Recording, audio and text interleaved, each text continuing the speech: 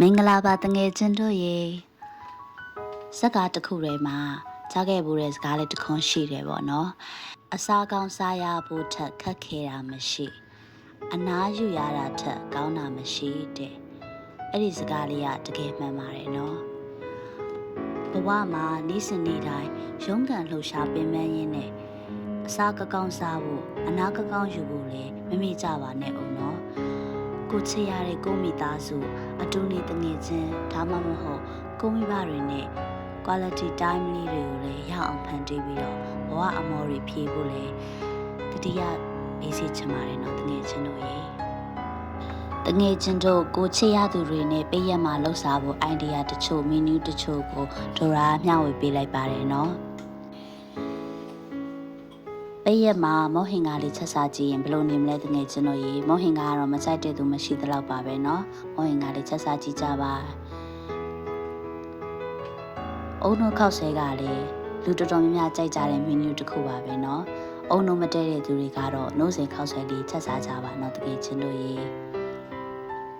နောက်တစ်ခုကမော်လမြိုင်အတုပ်စုံပေါ့เนาะအမေစုံလေးပါဝင်ပစ္စည်းတွေညားလေးစားကောင်းလေးပေါ့တကယ်ချင်းတို့ရေလှူစားကြည့်ကြပါ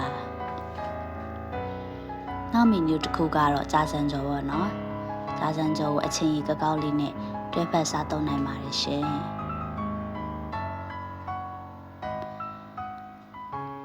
နောက်ပိတ်ရက်မှာနန်းကြီးတုပ်လေးလည်းလှုပ်စားဖို့ညွှန်မေးချင်ပါတယ်နော်တခါတလေဆံပြုတ်ကိုအာတိတာဖြစ်တဲ့အချိန်မှာလဲဆံပြုတ်ကိုဒီလိုလေးပြုတ်ပြီးတော့အခြားအရန်လေးတွေနဲ့တွဲပတ်စားသုံးနိုင်ပါတယ်ရှင်ဒါကတော့ဟင်းတုပ်လေးပေါ့နော်ဟင်းတုပ်ကိုလည်းဒီလိုမျိုးလှုပ်စားနိုင်ပါတယ်ရှင်ဒါကတော့မော်လမြိုင်မှာရှိတတ်တဲ့ငပေါင်းထုတ်ပေါ့နော်အဲ့ဒါလည်းအရန်စားကောင်းပါတယ်လှုပ်ရှားကြည့်ကြပါရှင်တင်မောတီတောင်းနဲ့ကော်ပြန်ကျော်အရန်မိုက်ပါတယ်နော်တင်မောတီတောင်းကလည်းချစ်ချင်းဆက်ဆက်လေးနဲ့ကော်ပြန်ကျော်ကိုလည်းအချင်းလေးနဲ့တိုးစားအရန်ကောင်းပါတယ်ရှင်အကျော်စုံလေးကိုလည်းမမီတို့ကြိုက်နေတတ်တယ်လို့အကျော်စုံကြော်ပြီးတော့အချင်းလေးနဲ့တွဲဖက်စားသုံးနိုင်ပါတယ်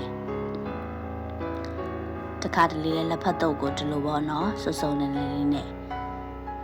တုပ်စားနိုင်ပါတယ်ရှင်အားလုံးပိတ်ရက်မှာ